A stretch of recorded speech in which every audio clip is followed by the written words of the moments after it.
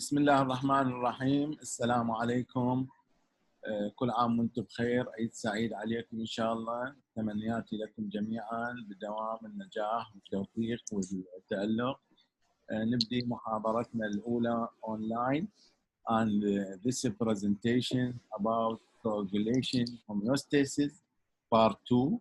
Why part 2? Because already the lecture of part 1 has been introduced to you in your first year of the board.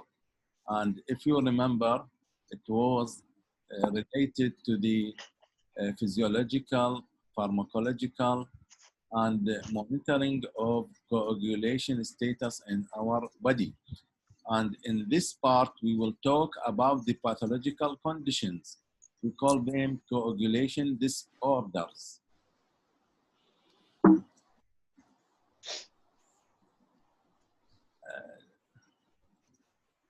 Disorders of hemostatic mechanism, the classification depends on involvement of platelet and or clotting factors. Means some of coagulation problem related to platelet only, other related to clotting factor only, and many related to both platelet and clotting factor problems. This is the first mechanism of coagulation disorder. And the second mechanism is the presence of inhibitors like fibrinogen degrading product.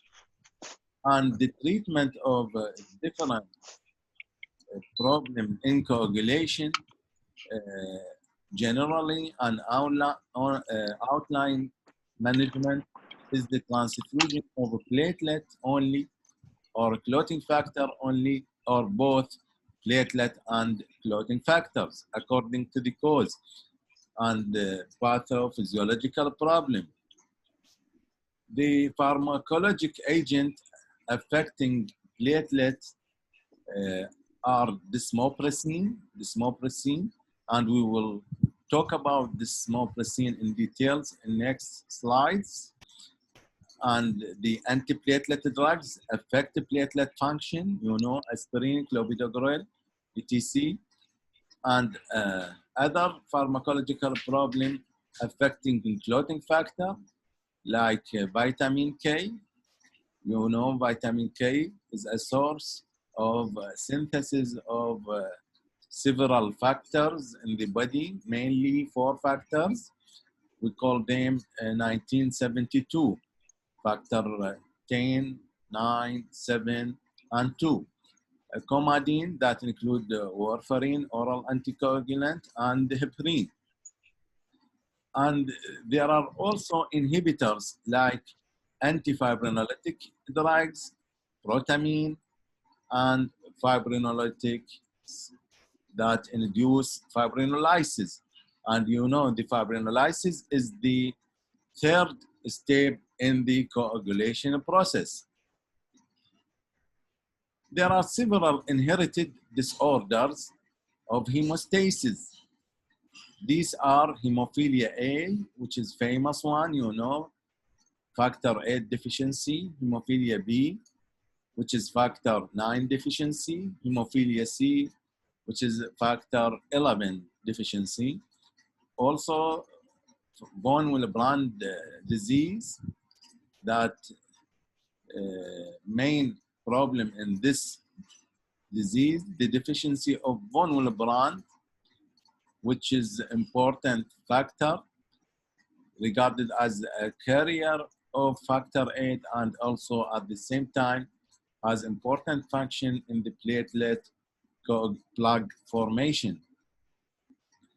Deficiency of factor 10, factor 5, factor 7, prothrombin, and deficiency of fibrinogen, a fibrinogenemia, and dysfibrinogenemia, the presence of fibrinogen but in abnormal function.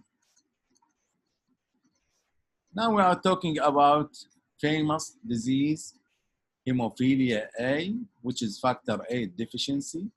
It is inheritance disease, X-linked recessive conditions almost always male only, affect male only. Amir, if you hear me, Amir, what does it mean, recessive condition? Dr. Recessive, it means between XX, it is X linked, is not Y linked. Not this is the meaning of recessive. I'm talking about recessive. Tamara, إذا سمعيني Tamara, what does it mean recessive?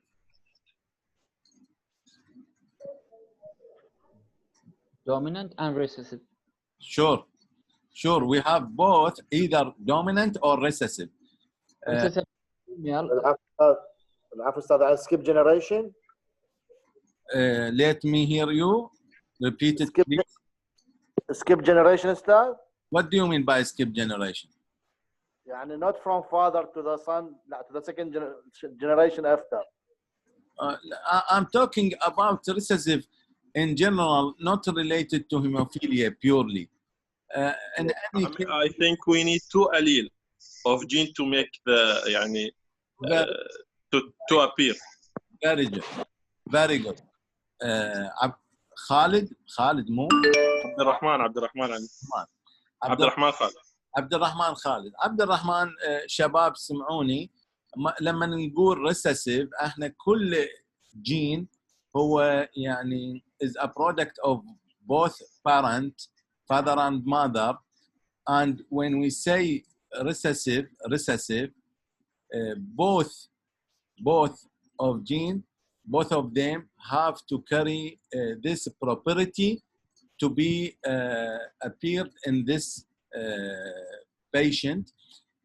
When we say dominant, if this property comes from father or mother, any one of them will be appear on the person. While when we say recessive, it has to be come from both parent, father and mother. So this is recessive. So recessive in female, it is so difficult to come from both parent. فلذلك تكون almost always in male, because in male there is only single X, and if this X is carrier of this deficiency, there will be apparent on this patient, while it is difficult to be both in the female, both X are affected from both parents. And this is the meaning of recessive. And at the same time, we clarify the meaning of dominant.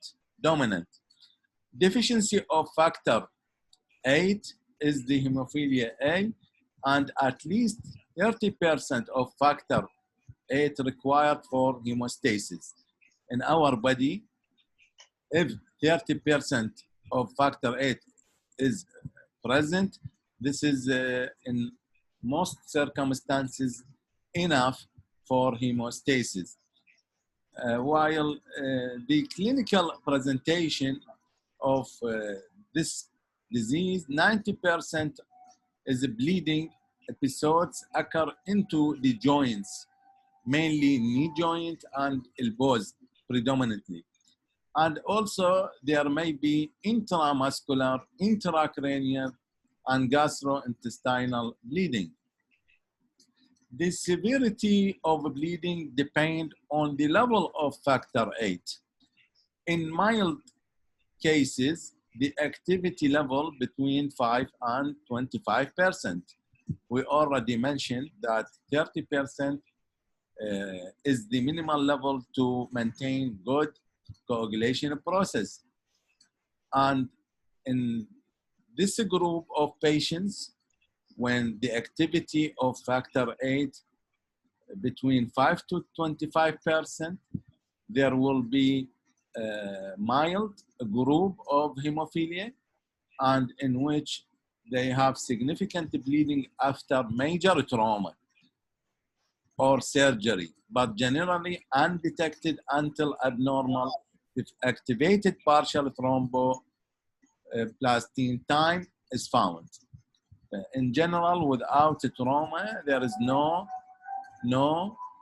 bleeding.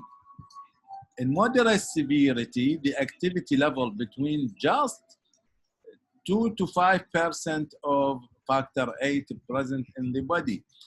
And in this group of patients, the bleeding is precipitated by trauma or surgery. In the severe cases where the activity of this factor is less than 1%, the patient present with recurrent hemorrhages that occur spontaneously or after minor trauma or surgery. And according to this table, you can see a correlation of different types of bleeding in this column and related to what the levels or percent of factor VIII in the body. And here, if you look at when the factor VIII 1 to 3%, there may be a spontaneous hemorrhage, and when the factor 4 to 8 hemorrhage on moderate trauma, and when 10 to 15%, there is hemarthrosis, which is a bleeding intra-articular inside the joints, mainly knee and elbows joint, and deep skeletal and muscular hemorrhage. And when the percent of the factor VIII more than 30%, the bleeding may be in response to surgery or severe trauma. Diagnosis of the disease. If the disease is severe disease, here the diagnosis is shortly after birth, and extensive cephalohematoma can be the early presentation, and the profuse bleeding at circumcision. In moderate severity, the bleeding when they begin to walk or crawl. And in mild group of this disease, the diagnosis at adulthood and after stressful and severe trauma or surgery.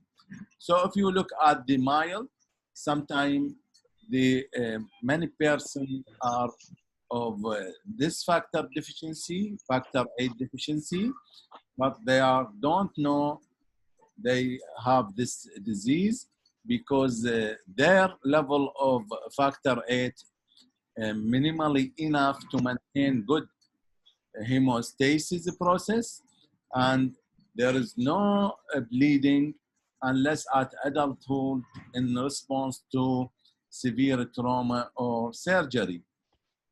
While in moderate and severe one, both of them are diagnosed early during the either infancy or childhood. The severe group diagnosed early in infancy and moderate diagnosed at the childhood period. The treatment of this disease, the goal at present is to replace factor VIII, to replace it. Because we have factor VIII deficiency, we want to replace factor VIII. And since the cryoprecipitate containing, if you remember in the first presentation, we say that cryoprecipitate rich in factor VIII and von Willebrand factor, in addition to fibrinogen, it is a source of factor VIII, so it is one line of management. But this factor is not virally attenuated, and it should only be used for urgent replacement. Because if you know that many of those patients with hemophilia, many of them are also contaminated by several viruses like hepatitis B, C, and HIV viruses. So this type of management should be only in urgent replacement. Plasma-derived concentrates means just factor VIII concentrates that contain intermediate to high activity of factor VIII.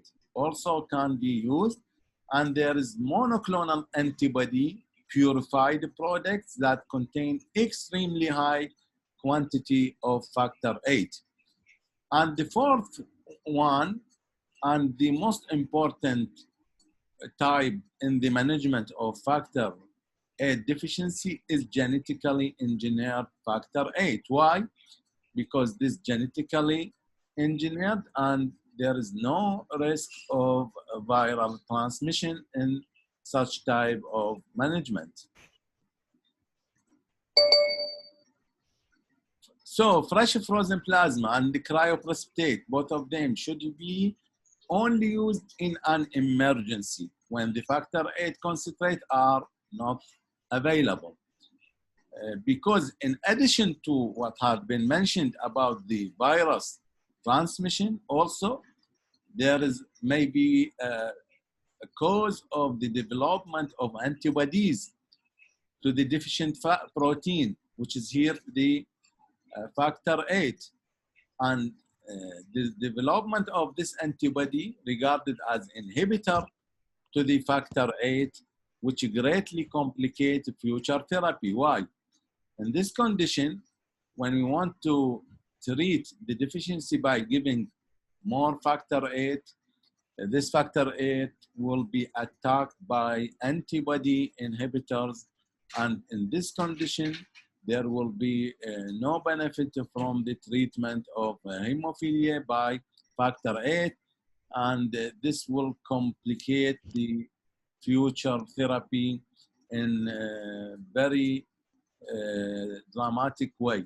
Because if you know that the deficiency is factor VIII and we want to treat this deficiency by factor VIII, but the factor VIII will be attacked and no benefit from this factor VIII. Can you imagine the problem with such complication of the treatment of this type of hemophilia? Actually, this is big disaster in those patients that complicated by antibody inhibitors. If you talk about the management of the hemophilia according to the purity regarding the viruses, intermediate purity plasma product found in virucidally treated or may contain von Willebrand factor. High purity, which is monoclonal plasma product, it can virucidally treated and no functional von Willebrand factor, contain no von Willebrand factor. And recombinant factor VIII, virus-free, no virus at all, no apparent risk, no functional von Willebrand factor. This is the criteria of different types of factor VIII, which is intermediate purity that found in the plasma product, high purity found in monoclonal plasma product, and recombinant factor VIII. Now, regarding the dosing guidelines for hemophilia A, in those mild severity bleeding, our target to raise the factor VIII till 30% of normal. And to reach such target, we have to give 15 units per kg every 8 to 12 hours for 1 to 2 days. And an example of the bleeding in this group, Hemarthrosis, oropharyngeal or dental, epistaxis, hematuria. And in the major bleeding, our target to raise the factor VIII to 80 to 100%. of normal. And the dose to reach such level is about 50 units per kg to be given every 8 to 12 hours and for 1 to 2 weeks. Type of bleedings here: CNS trauma, hemorrhage, lumbar puncture, and for surgery, retroperitoneal hemorrhage, GIT bleeding. In all these circumstances, we want to increase the level of factor VIII to 80 or 100%. There is an adjuvant therapy can be used, which is aminocaproic acid or desmopressin. Desmopressin used for mild disease only as a sole agent and can be used as adjuvant in other levels of severity. And regarding aminocaproic acid, you know this is antifibrinolytic agent.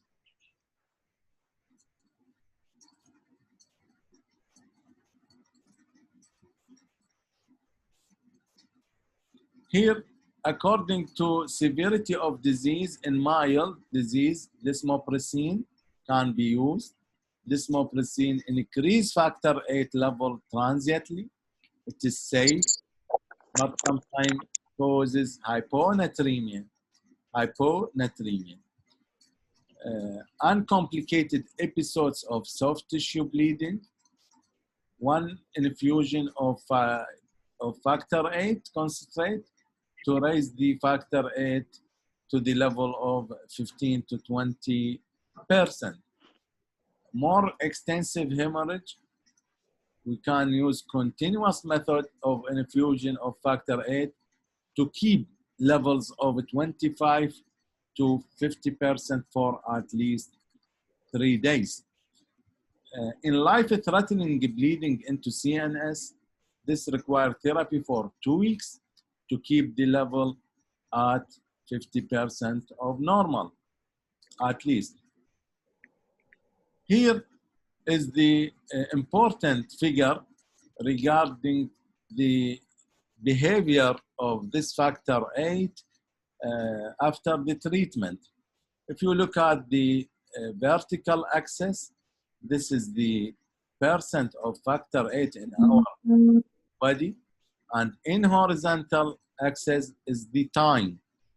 If we start from 0 point here, 0 point, by giving over 3,500 units, we'll raise the factor VIII to 100% of the normal. But you know that the half-life of factor VIII is a short half-life. So after 12 an hour here, if you look here, 12 an hour, there is a decrease in the level of factor VIII from 100 to 50, from 100% to 50%. So if you want to keep the target of 100%, we have to give again half this dose by 1,750 units. This raise it again to 100%, and because it is of short life, after 12 an hour, return back and again. So this is the only method to keep it 100% in the, or even less than 100%. This is the idea behind the maintenance. So whenever we give factor VIII, after a while, there will be a decrease of factor VIII. So we want to keep it at certain high percent only in critical conditions, like when the patient complain of vital bleeding, or when the patient is scheduled for certain surgery or exposed to major trauma. Otherwise, we, in the normal life, we want it to be kept between 10 and 30% according to the presentation of patient. because no value of giving factor 8 in non-critical circumstances, most of this factor 8 will be ended after hours because of the short half-life. If you understand this figure, we will understand most of the methods of treatment of factor 8, and you will know that our goal is to maintain factor 8 for a certain important period rather than to maintain factor 8 for whole life. Here also I put several tables to make it more realizable for you. Here, according to clinical condition and the target of the level of factor 8 in the plasma and the dose, regarded dose per international unit per kg to maintain this target level. And the scheduled patient scheduled for surgical procedure, our aim, according to the severity of factor 8, according to the type of surgery, minor, moderate, severe surgery, here our aim to maintain the level between 50 and 100%, and for 2 to 7 days after the surgery, according to type of surgery, according to the severity of disease. Like in brain or prostate surgery, we want the level nearer 100%. This is required. Why? Because we are dealing with a critical vital organ like brain, or with vascularly rich structure like the prostate. And desmopressin may help to increase the factor levels. This is for the patient scheduled for surgery. How much factor 8 to be given? If you remember this slide, I was introduced it in the first part of the presentation, and here just for review to make it easier for realization, that we know half-life of factor 8, 6 to 10 hours. Minimal concentration for hemostasis during major surgery, 30 to 40%. This is the minimal concentration. And another fact that 1 unit per kg will increase the percent, this percent I mean 30 to 40, increase the percent by 2%. So if it is now, the patient now with 10% of factor 8, and this is not constant, the patient may be presented with 15% of factor 8, with 5% of factor 8. But suppose it is now of 10%, and our target to increase the level to 40% for a 70 kilogram patient. So here the difference between 40 and 10% is 30%. So the need is 15 units per kg.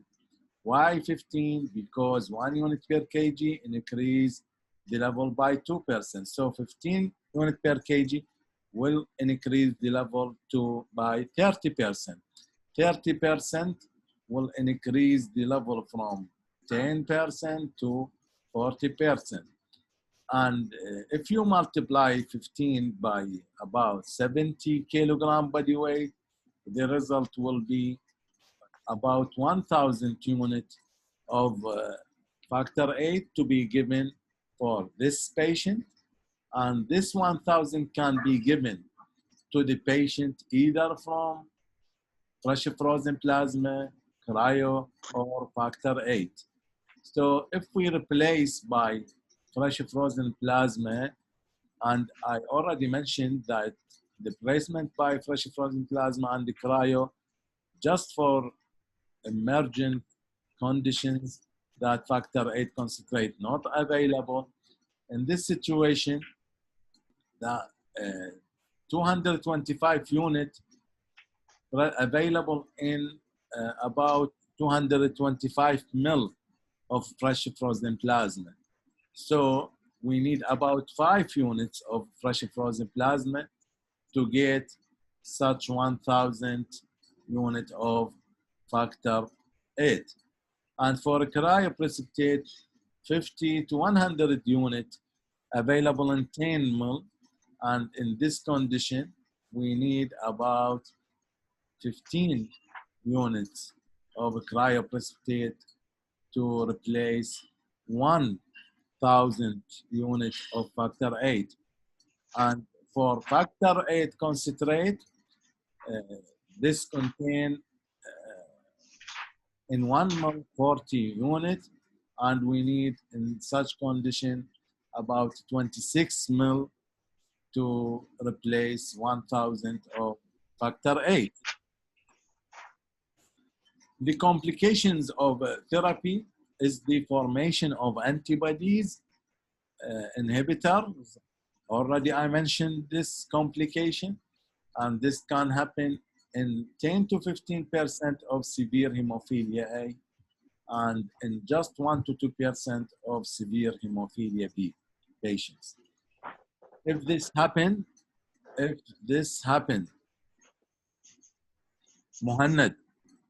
مهند تسمعني؟ مهند نعم تسمعني مو مهند علي؟ نعم مستر. إذا المريض عنده هيموفيليا واحنا نعطيه فاكتور 8 والمريض عنده انتي بودي وما يستفيد من فاكتور 8. What's the management of this patient? نعم أستاذ. We can use factor 7 activated. Very good. Factor 7. Why patient with factor 8 deficiency, we manage it with factor 7. أستاذ يعني نحول من الانترنسيك للاكسترنسيك باثوي. نعم كأنما دا نسوي بايباس. فإذا تراجعون الكوagulation كاسكيد كأنما احنا يعني نعوض على الجهة الثانية فحتى نعالج هذا الموضوع.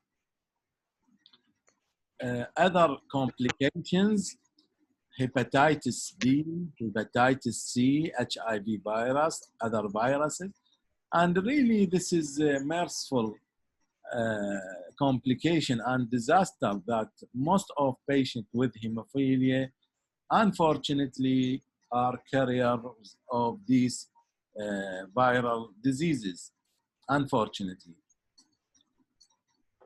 Now we are talking about hemophilia B. And before talking about hemophilia B, if any one of you has any question, I'm ready to hear and answer.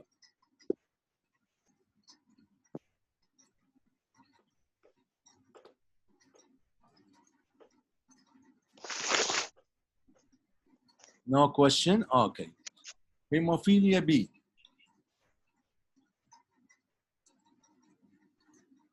It is inheritance type is X-linked, and it is a deficiency of factor 9.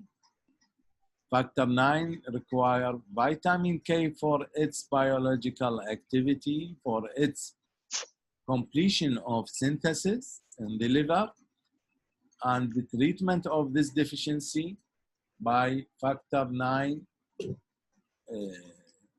concentrate or factor 9 present in certain types of method we will mention, and to increase the level to at least 30%, just like that of hemophilia A. And factor 9 present in the fresh frozen plasma and plasma enriched in prothrombin complex protein and recombinant factor 9. Recombinant factor 9.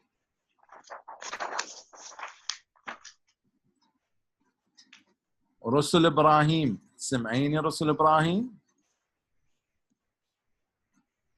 رسل إبراهيم. نعم. أوكي رسل، إذا تسمعيني why I didn't mention cryoprecipitate in the management of hemophilia B? Because it don't contain factor 9.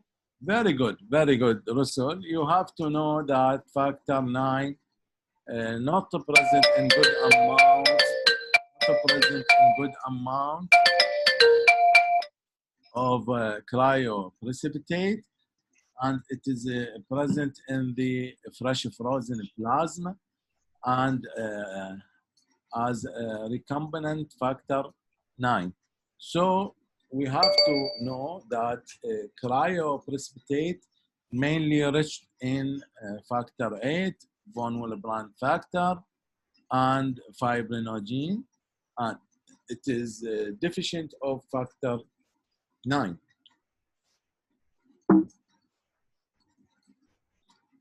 The treatment of hemophilia B, we can use high purity factor 9 or recombinant human factor 9. And the dose, initial dose, 100 units per kg, and the subsequent dose, 50 units per kg every 24 hours, every 1 day.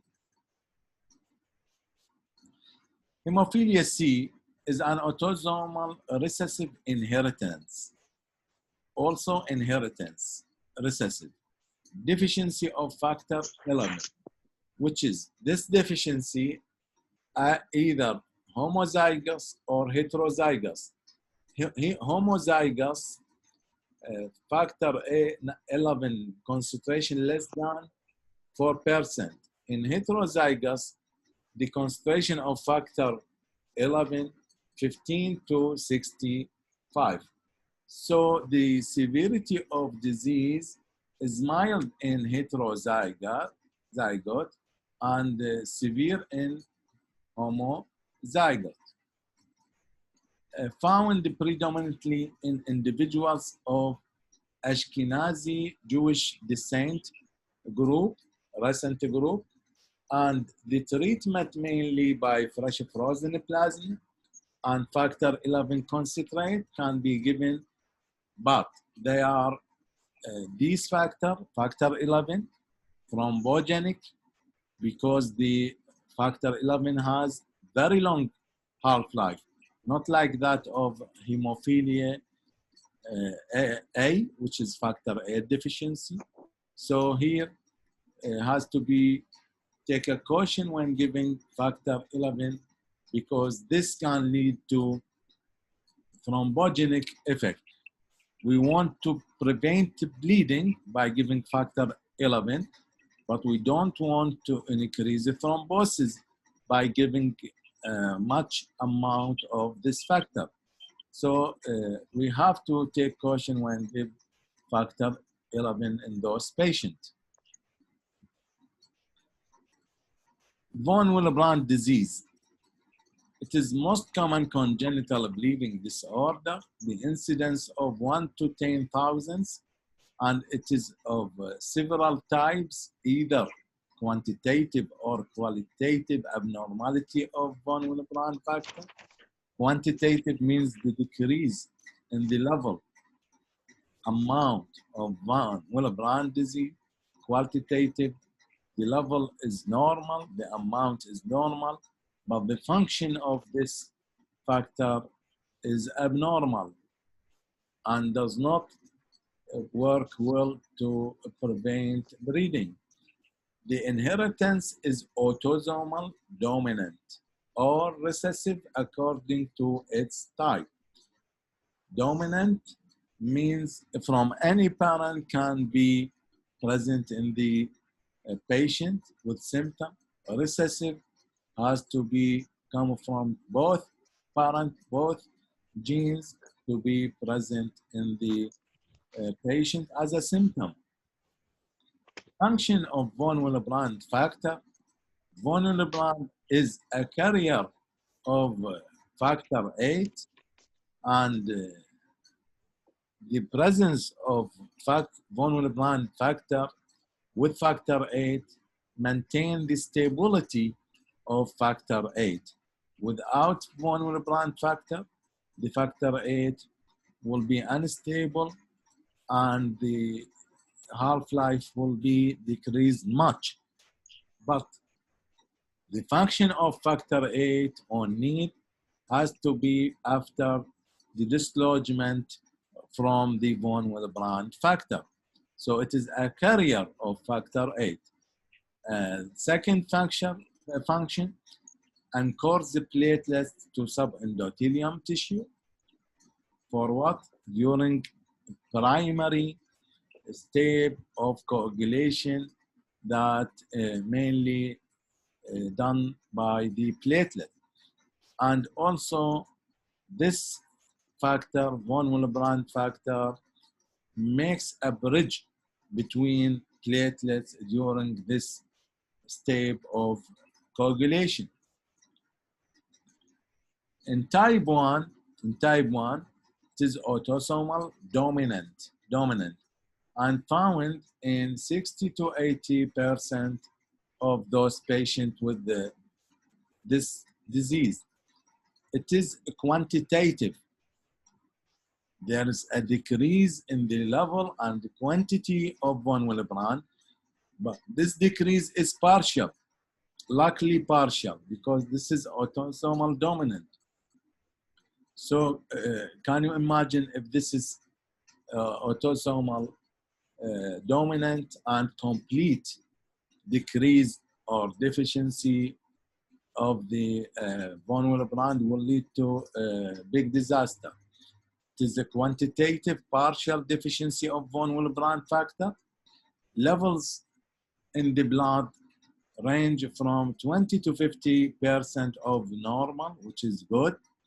The symptoms are usually mild, luckily the symptom mild. Why mild? Because there is partial deficiency of the von Willebrand disease. And the second type, it is found in 15 to 30% of patients. It is a qualitative deficiency. Means the von Willebrand is available, present, but there is alteration in the von Willebrand structure and function. It's broken down into 4 subtypes: 2A, 2B, 2M, and 2N, depending on the presence and behaviors of multimeres molecular chains of von Willebrand factor.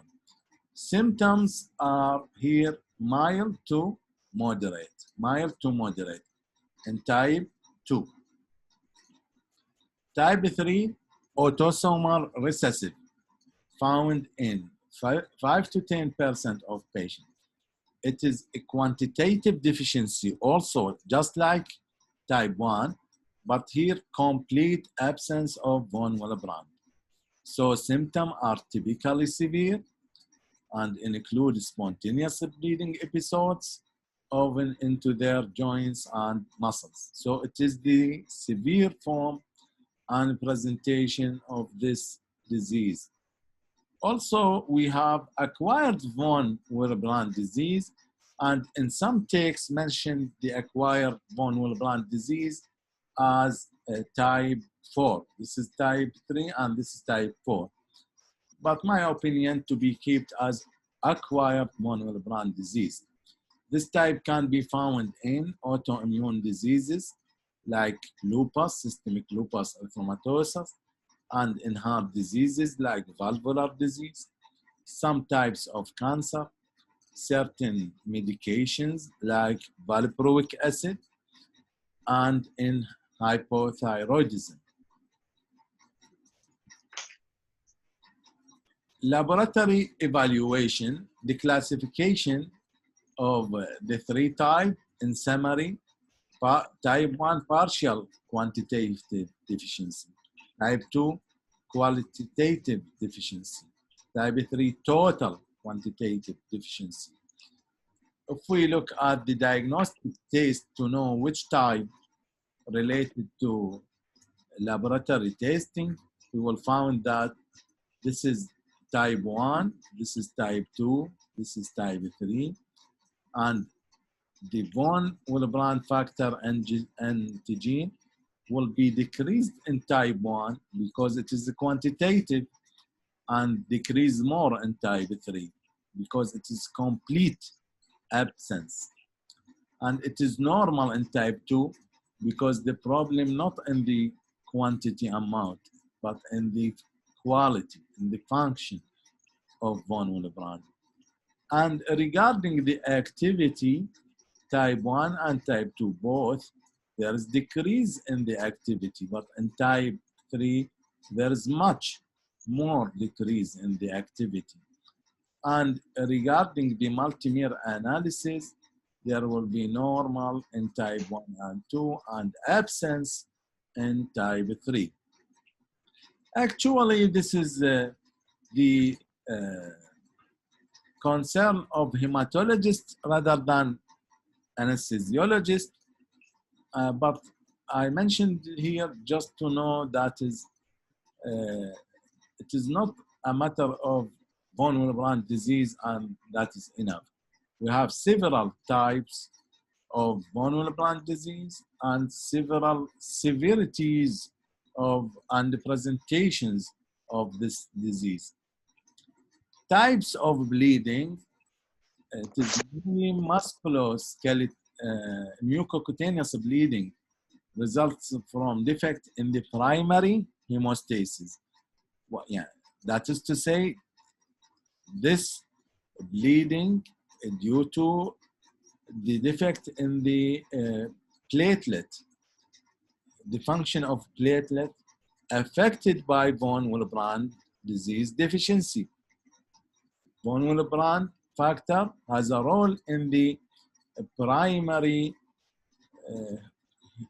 primary coagulation, first step of coagulation. And here, the presentation can be epistaxis, menarche, ecchymosis, hematomas, gingival and GIT bleeding. And there may be soft tissue bleeding after trauma or injury that results from the defect in the secondary hemostasis. Secondary means in the coagulation cascade process to maintain the and enforcement of the plug already formed by platelets.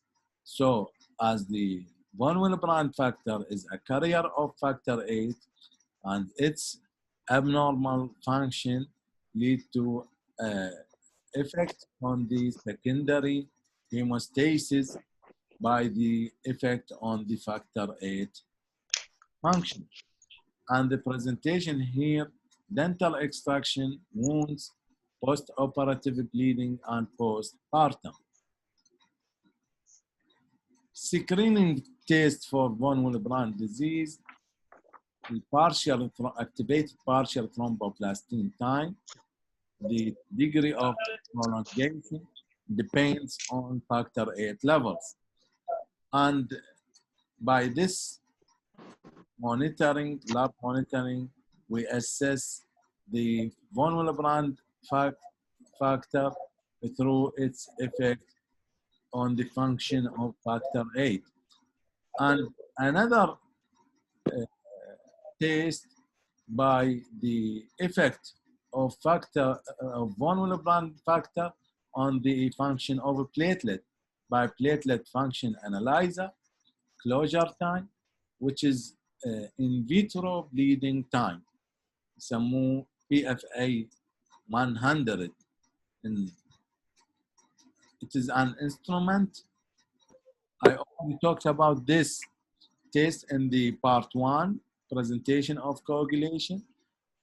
This instrument measures the time required to stop the flow of blood by occluding a small hole in a collagen-coated membrane in a high shear environment when exposed to physiologic agonists such as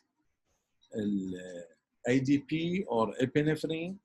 It is very sensitive in detecting platelet defect associated with von Willebrand disease. And the third, just seconds. And the third method by platelet count to know the count of platelet. نعم تفضل. لا تسمح لي.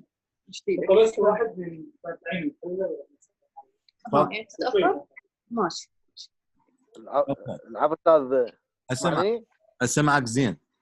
بس لا تسمح لي يعني بس عندي ان شاء الله اذا ممكن يعني. تفضل. تفضل. شكرا جزيلا.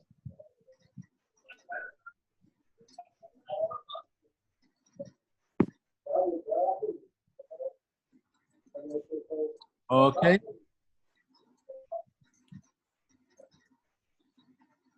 Specific test for von Willebrand disease, factor 8, procoagulant activity, low plasma level seen in hemophilia and عيني عندي محاضرة.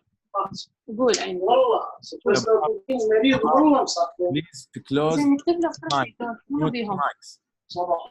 اي باراسيتول. اي خلي يجيبوا لنا من برا. اي من برا. اي من برا. عندنا ما عندنا الصيدلية؟ لا. يجيبوا لنا. ما الدكتورة ما عندنا باراسيتول.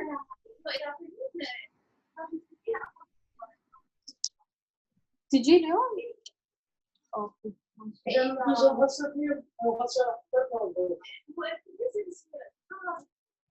ماشي ماشي.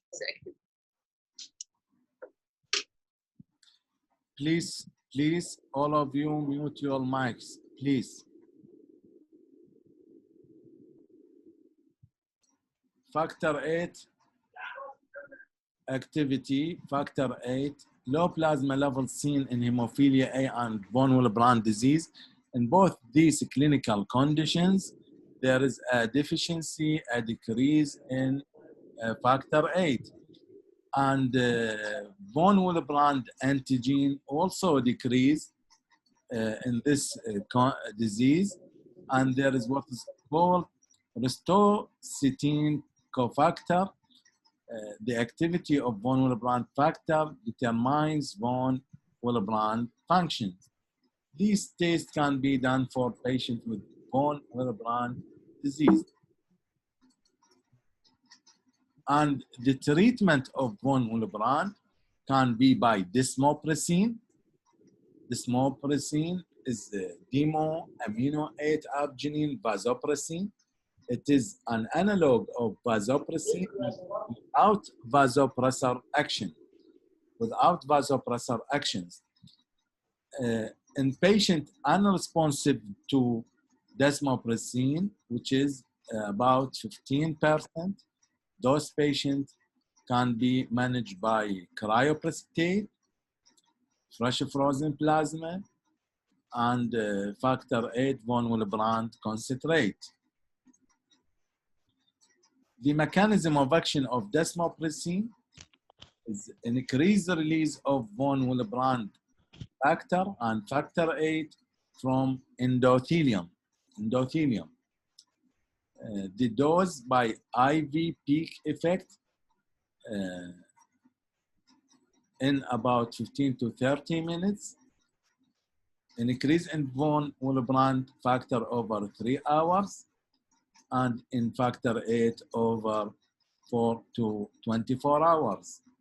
The duration of response is variable between patients.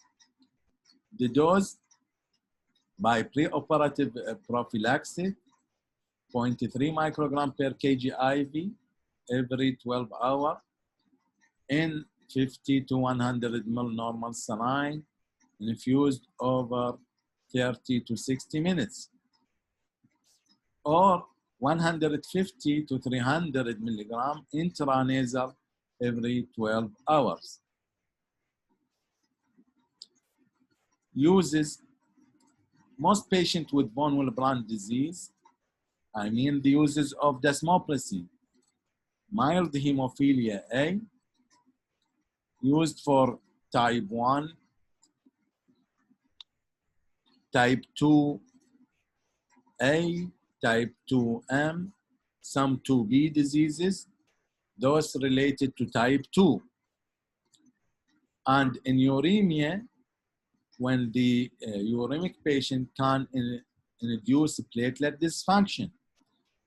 In all these clinical conditions, there may be a benefit of desmopressin. And the side effect of desmopressins are vasomotor effect, facial flushing, increased heart rate, and headache, water retention, hyponatremia, and seizure, and not to be given for children less than 3 years old.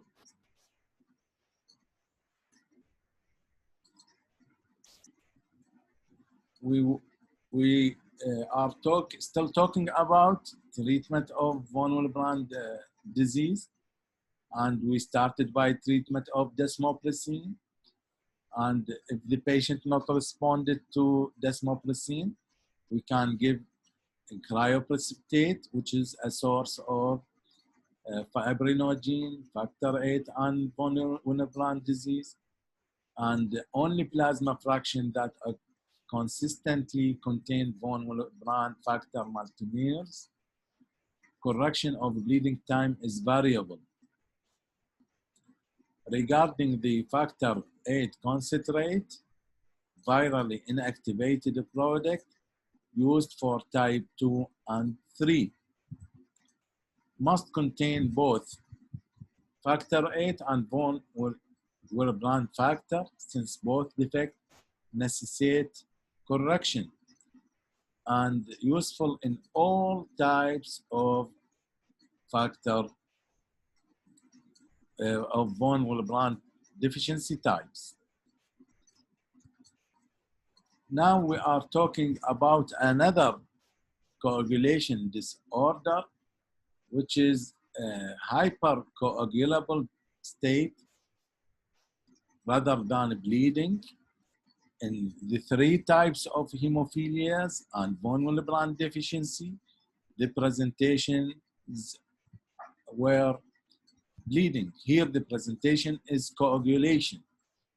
Factor V, Leiden mutation. There is a mutation in factor V. In this mutation, the glutamine is substituted for arginine at position 506, lead to resistance to inactivation by protein C. If you remember, when we were talking about the normal status of our body, there is no coagulation. Why no coagulation? Because there are several factors prevent the coagulation. Antithrombin 3, protein C, protein S, and here there is resistance to the inactivation of the factor V by protein C. So there is continuous activation of factor V, abnormal activation of factor V. And this abnormal activation leads to thrombosis. Diagnosis by genetic screening, an increased risk for deep venous thrombosis in lower extremities and the brain. In homozygous, there is an increase in the risk about 20 times more than that of heterozygous, which is just increase the risk about 7 times in comparison with normal person that don't have such mutation in their factor V. If the patient asymptomatic, no need for treatment and no need for giving of anticoagulant. The treatment of this disease by giving warfarin for 6 months or until thrombosis is free for 2 months, or giving of not or actually, and after stopping of warfarin, low molecular weight heparin for 2 weeks after warfarin, then reassess the condition. Long-term anticoagulation needed if persistent or recurrent thrombotic event. يعني here after stopping of warfarin and giving of low molecular weight heparin, if there is another attack of thrombosis, then the decision will be giving of long-term anticoagulant of warfarin for this patient to prevent thrombosis and subsequent embolism. Now we are going to talk about acquired hemorrhagic disorder. And before that, if any of you has any question, I'm ready to hear and answer.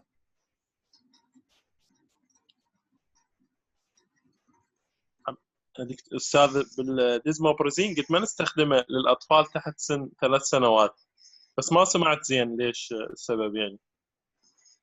هو ما مكتوب السبب ليش, but you know there is some side effect of desmopressin that mentioned, and this side effect will be more sophisticated in pediatric age group, and mostly in pediatric age group, the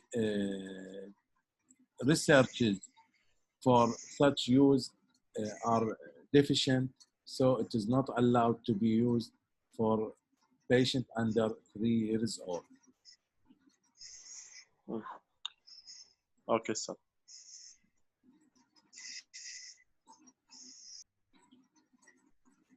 Now we are talking about acquired hemorrhagic disorders. Acquired vitamin K deficiency, liver disease. Both of them, vitamin K deficiency and liver disease, result in decrease in clotting factors that affected by the synthesis in the liver or by the deficiency of vitamin K, which is take part in its synthesis. Immune coagulopathies, disseminated intravascular coagulation, DIC, pharmacologic overdosing, and we have acquired platelet defect due to uremia, myeloproliferative disorders, antiplatelet antibodies, drugs that inhibit platelet function.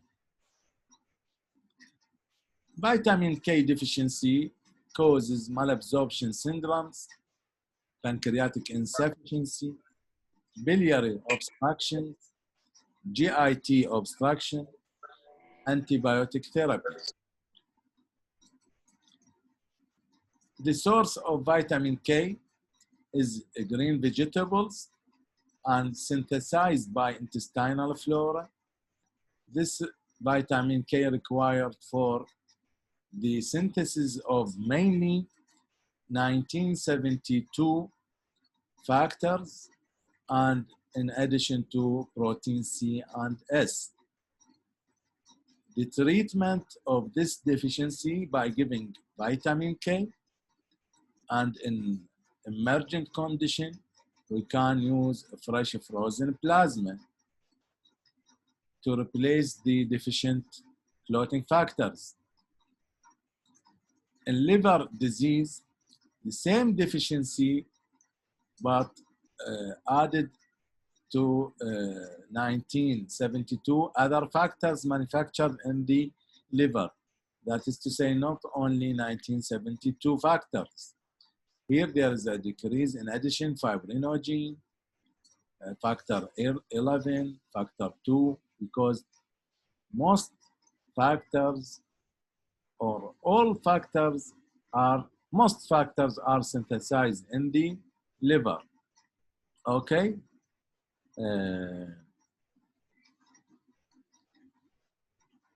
خالد عبد الرحمن تسمعني؟ اسمع. أنا قلت most factors are synthesized in the liver. Why? Not all factors.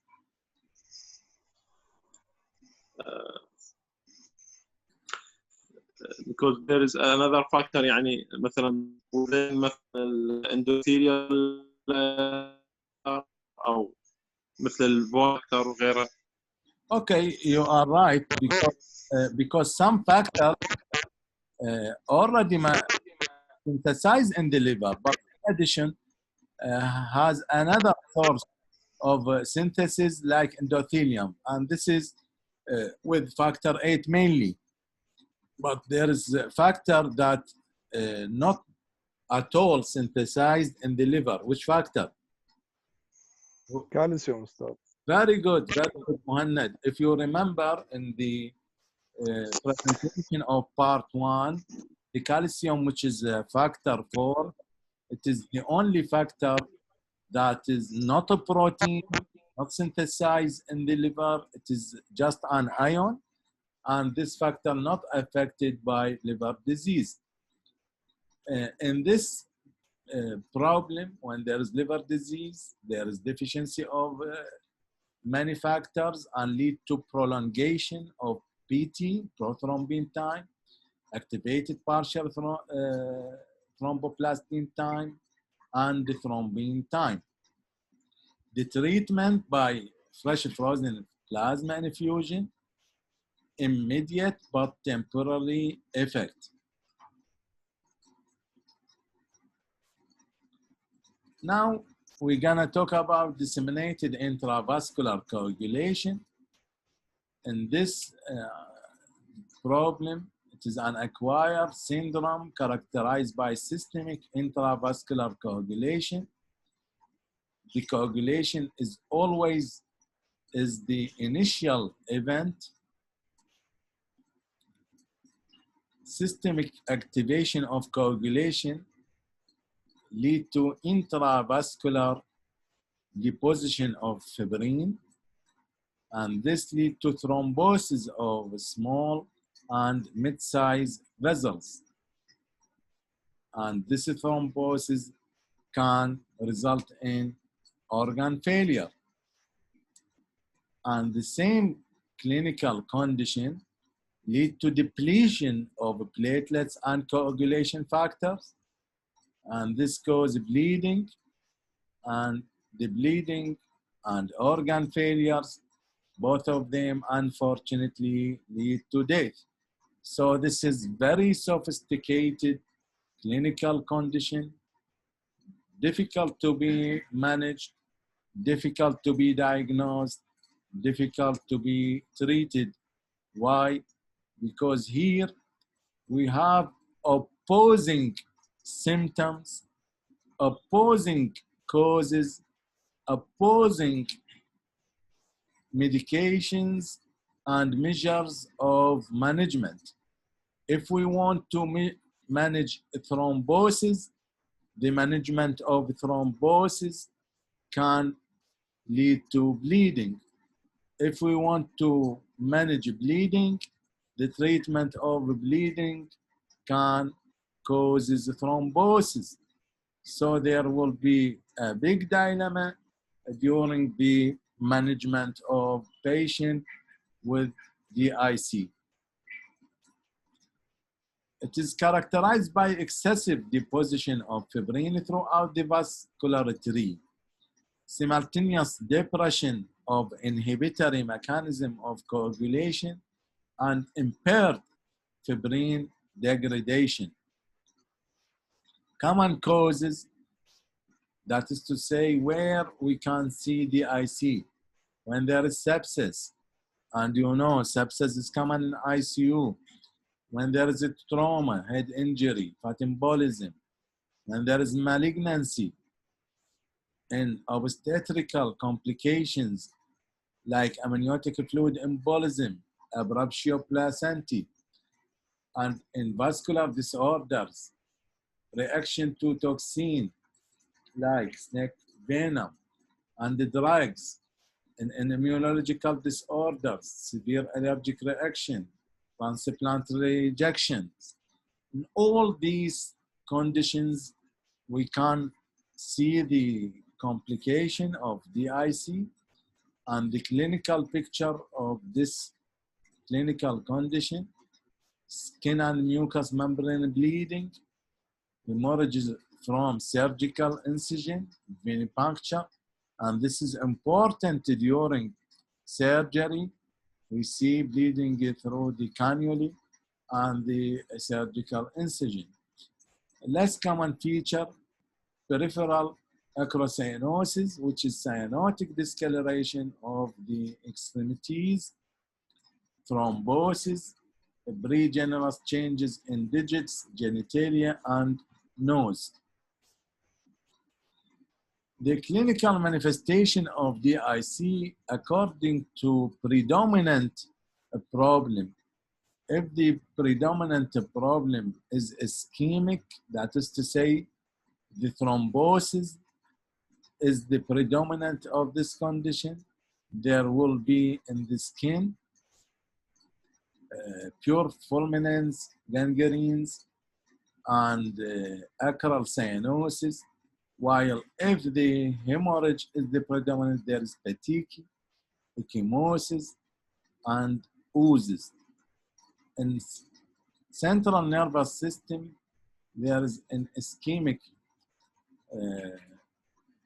disease, there is delirium, coma, or infarct, while in the CNS, when there is hemorrhage, there is intracranial bleeding. If there is renal presentation, will be hematuria if the hemorrhage is the predominant, and oliguria, azotemia, cortical necrosis in case of ischemic, and the thrombosis. And in cardiovascular system, there is myocardial dysfunction due to thrombosis, and in pulmonary system, there is dyspnea, hypoxia, infarct, and in case of hemorrhagic predominance, there is hemorrhagic lung. In GIT, there is either infarct and ulcer or massive hemorrhage. And in endocrine, there may be adrenal infarct. The bleeding is the most obvious clinical finding. نشوفها more than that of ischemic, and the ischemic findings are the earliest. The earliest is the ischemic, and the obvious is the bleeding. Lab manifestations, thrombocytopenia. Schistocytes is a fragment part of red blood cell موجودة نشوفها بالبلاد smear.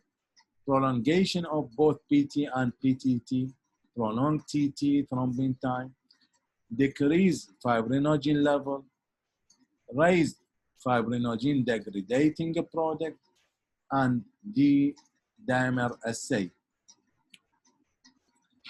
There is what is called the 3P test, which is a plasma, protamine, procoagulant test, which is a relatively specific test for the presence of soluble complexes composed of fibrin monomers and fibrinogen degrading products.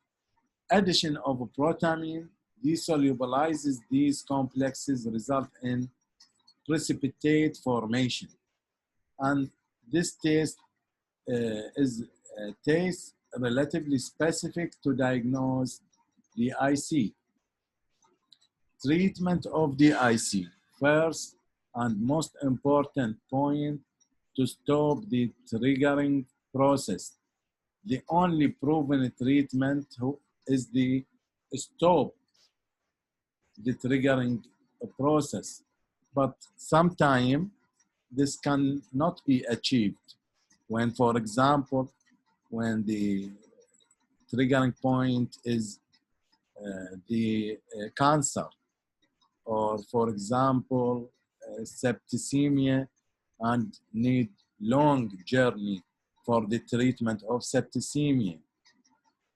When there is snake bite and need the antidote of the venom of this type of snake. So we have to treat the triggering process, but sometimes the treating of triggering process either impossible sometimes or difficult to be managed. Supportive therapy can be used, no specific treatments. Plasma and platelet substitution therapy can be used in case of bleeding, and anticoagulant can be used in case of thrombosis. Physiologic coagulation inhibitors may be helped. The approaches of treatment after the treatment of underlying disorders, anticoagulation with heparin if the thrombosis is the problematic, the predominant. Cryoprecipitate in case of hypofibrinogenemia, that is to say the fibrinogen level decreased by lab investigations. Fresh frozen plasma if several factors deficiency. Platelet transfusion if the platelet less than 50,000. Also, we can use activated protein C, which decreases the mortality and organ failure. Activated protein C. Other important lines of management, antithrombin 3 may reverse the DIC process in septicemia. Prostacyclin, where platelet activation is the primary cause. Aprotinine, where the primary cause is fibrinolysis.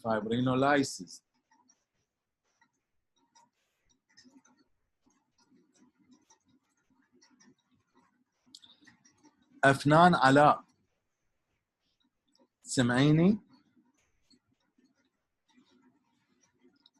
أفنان. نعم أستاذ. أفنان علاء. نعم أستاذ اسمعك. What is the function of prostacyclin?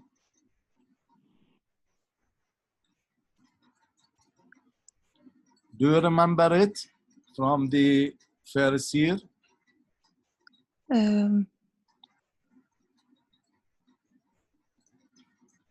Okay, no problem. No problem.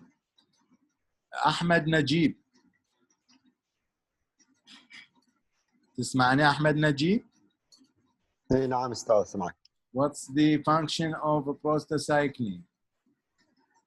دكتور هو mainly يعني prevent the formation مال platelet block يعني بالبرايمري hemostasis. You mean prevent platelet aggregation. بالضبط البلاك فورميشن يمنعها الاجريجيشن بالضبط. In opposition to the effect of thromboxane, which is increase the platelet aggregation. Both of them, thromboxane and procyclin, are the derivative from what? Arachidonic acid. Both of them can be blocked by using of non-steroidal anti-inflammatory drugs like aspirin. Okay. تمام استاذ. A protein where the primary cause is fibrinolysis. If the primary cause is fibrinolysis, we can use a protein that inhibits the fibrinolysis process. Fibrinolysis, if you remember, is the third step of coagulation. Plasma therapy, the indications of plasma therapy here: in active bleeding, patients requiring invasive procedures, patients at high risk for bleeding complications. Prophylactic therapy has no proven benefit. Fresh frozen plasma, provides clotting factors. and the usual dose here is 10 to 15 ml per kg. Platelet therapy, the indications here: active bleeding, patients requiring invasive procedures, patient at high risk for bleeding complications. The platelets approximately to be given 1 unit per 10 kilogram. That is to say, for 70 kilogram body weight, here we can use 7 units of platelets. Coagulation inhibitor therapy in DIC, antithrombin 3, protein C concentrate, tissue factor pathway inhibitor, heparin. When we are talking about these lines of management, means the predominant sign and symptom are related to thrombosis rather than bleeding, because any of these factors can exacerbate the bleedings. Antithrombin 3, the major inhibitor of coagulation cascade, levels are decreased in DIC, anticoagulant and anti-inflammatory properties. Therapeutic goal is to achieve supranormal levels of antithrombin 3. We want to be more than normal, about 125 to 150%, more than normal by 25 to 50%. Experimental data indicated a beneficial effect in preventing or attenuating DIC in septic shock. If the cause of DIC is septic shock, there's prevention or attenuation of the severity of DIC. Reduced DIC scores, DIC duration, and some improvement in organ function. Clinical trials have shown laboratory evidence of attenuation of DIC and trends towards improved outcomes. A clear benefit has not been established in a clinical trial. Protein C concentrate inhibits factor 5, 7, and plasminogen activator inhibitors in conjunction with thrombomodulin. Protein S is a cofactor for protein C. Therapeutic use in DIC is experimental and is based on the studies that show, here is experimental, and shows patients with congenital deficiency are prone to thromboembolic disease. Protein C levels are low in DIC due to sepsis. Levels correlates with outcome. Clinical trials show significantly decreased morbidity and mortality in DIC due to sepsis also. Tissue factor pathway inhibitors. Tissue factor is expressed on endothelial cells and macrophages. The complex of inhibitor with tissue factor and factor 7, factor 10 to inhibit the generation of thrombin from prothrombin. Tissue factor inhibition may also have anti-inflammatory effect. Clinical studies using recombinant tissue factor inhibitors are promising. It is just promising, but we have to talk it, because here we are talking about scientific approaching and not necessary to apply all of them that mentioned here, but just to realize that there are several parameters may play a role to decrease the severity and complications of DIC. Heparin use is very controversial data is mixed, may be indicated in patients with clinical evidence of fibrin deposition or significant thrombosis. Why controversial? Because its use may lead to profuse bleeding. Generally contraindicated in patients with significant bleeding and CNS insults. Dosing and route of administrations varies. Require normal level of antithrombin 3. Require normal level of antithrombin 3. Al-Amir Awad, why require normal level of antithrombin 3? نعم أستاذ. والله حقيقة I don't know. هاي الحسرة مو مال هاي الحسرة مو مال لا لا بس حتى ما أتأخر عليك يعني I don't know. Okay. Anyone of you? أستاذ I think it work on antithrombin 3 فتحتاج normal level unless it will work in opposite direction. Yes, very good. Not work positive, but most of the effect of heparin due to its effect on antithrombin 3. Antithrombin 3 is a normal, natural anticoagulant in our body. And after giving heparin, there will be an increase many times the level of antithrombin 3. And by this increase, this is mechanism of action of heparin.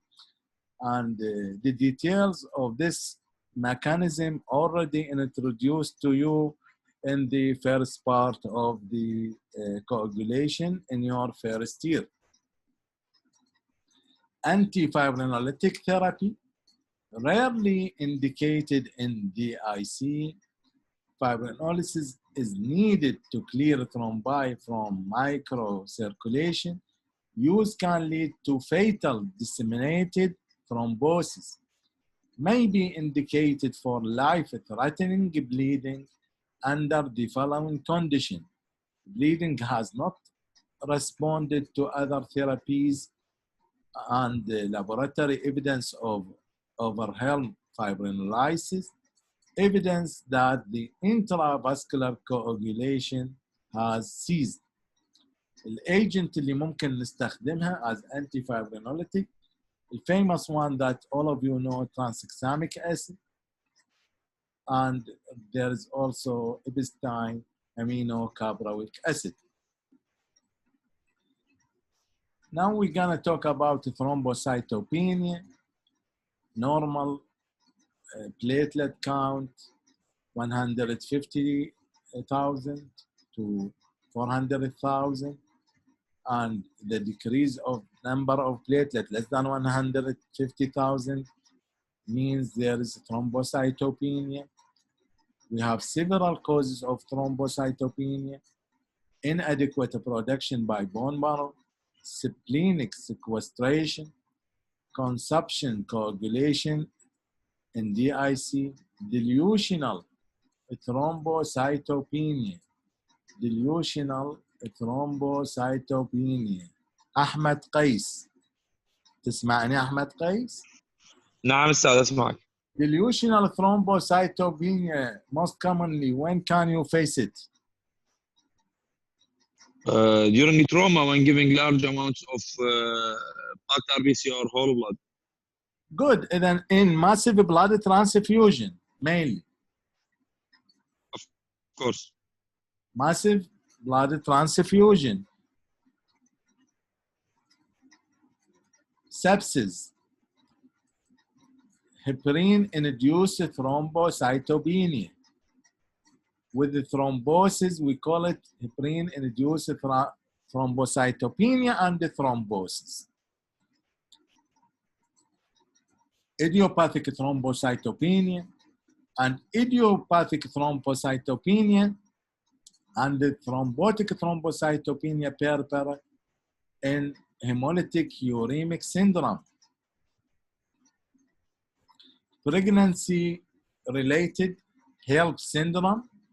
You know that last two letters of HELP is low platelet, HELP hemolysis, elevated liver enzyme, low platelets, antiphospholipid syndrome, in cardiopulmonary bypass, drug-induced or in transfusion reaction, pseudothrombocytopenia if using EDTA tubes. The risk of bleeding depends on the platelet count. Bleeding are rare if a platelets functional and more than 50,000. The symptom mainly petechial bleeding, spontaneous or easy bruising, mucosal membrane bleeding, gingival bleeding, purpura. Moderate thrombocytopenia when the platelet count 50 to 100,000, most commonly seen in thrombotic thrombocytopenia, heparin-induced thrombocytopenia, DIC, and sepsis. Severe thrombocytopenia when the platelet count less than 20,000, more commonly seen in drug-induced thrombocytopenia, idiopathic thrombocytopenia, massive transfusion, occasionally in severe heparin-induced thrombocytopenia or heparin-induced thrombocytopenia with thrombosis syndrome. Heparin-induced thrombocytopenia of patients receiving unfractionated heparin, 30% develop heparin-induced thrombocytopenia, which is high percent, relatively high percent. 3 out of 100 will develop heparin-induced thrombocytopenia. Of these 3%, 1/3, that is to say 1%, go on to develop venous or arterial thrombosis. The frequency of heparin-induced thrombocytopenia for low molecular weight heparin is only 1%. Pathophysiologically, this is caused by immunoglobulin G antibodies to the heparin platelet factor 4 combination. Presentation: progressive thrombocytopenia developed after 5 to 10 days of heparin therapy, but can develop earlier dramatically if the prior heparin exposure already present. Heparin-induced thrombocytopenia should be suspected if a platelet drop at least 50% or to less than 100,000. Test for heparin-induced thrombocytopenia antibody. In this test, the SRI more specific than ELISA. The treatment: stop all heparin, including heparin-coated catheters. Since high risk for thrombosis, we have to give alternative anticoagulant. Here we can start direct thrombin inhibitors like argatroban or lepirodine. We cannot give warfarin. We cannot give low molecular weight heparin. And avoid platelet transfusion because this can exacerbate the condition. This is first. And second, rarely we need giving of platelet. And the details of this management, you can find it in the first presentation, first part of coagulation. Idiopathic thrombocytopenia purpura. In immune thrombocytopenic purpura, antibodies bind to the GP2B or 3A receptors, and this complex is ingested by macrophages.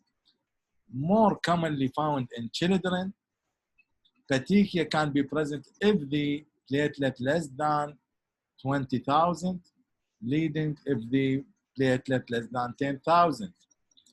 Patient is afebrile, diagnosed by exclusion. Splenectomy is indicated if severe thrombocytopenia. Steroid treatment is controversial.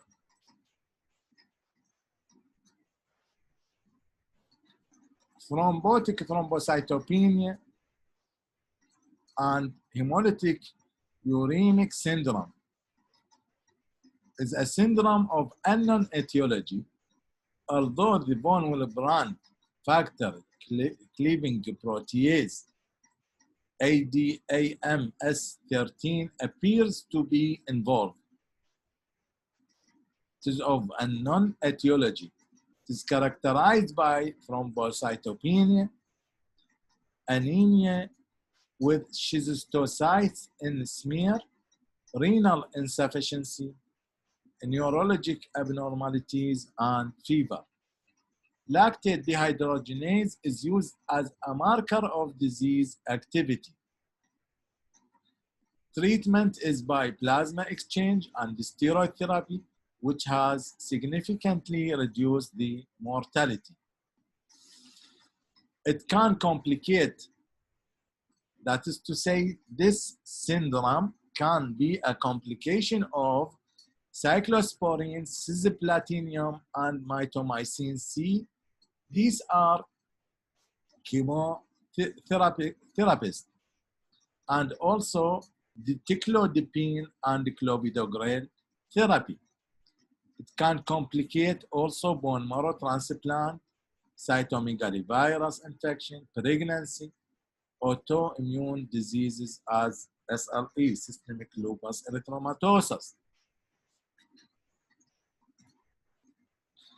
Acquired platelet disorders, platelet dysfunction due to myeloproliferative and myelodysplastic syndromes, renal failure, liver disease, DIC,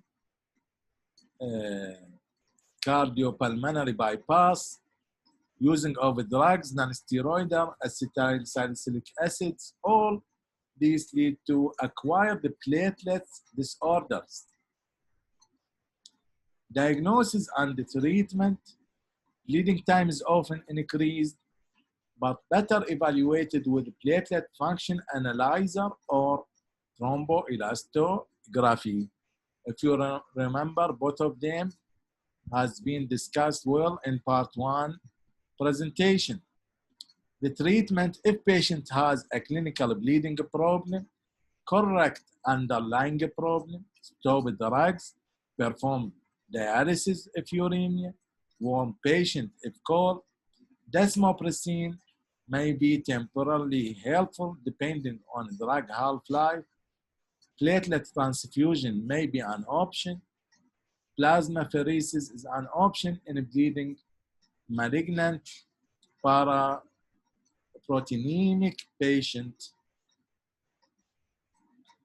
Here are coagulation test abnormalities in different clinical conditions and the result of these tests for each of these clinical conditions. Here also another table. Now I will stop this presentation because this title, venous thromboembolism, it is a specific presentation, will be introduced to you by Dr. Ala Al-Ta'i.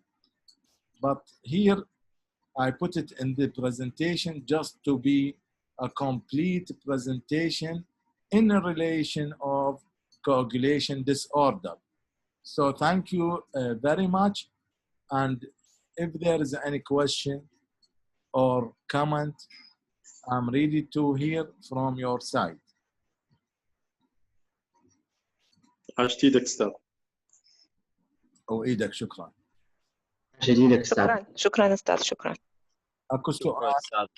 استاذ ممكن سؤال اذا بلا زحمه؟ تفضل. بالنسبه للليفل اوف بليتليت كاونت يعني لحد ايش قد نقدر نعطي سباينال انستيزيا يعني اوت ريسك اوف هيماتوما يعني 50,000 او اكثر. Controversial, but better be more than 75,000. ده 95 هو كان ذاك 90. شكرا استاذ. ما سمعت.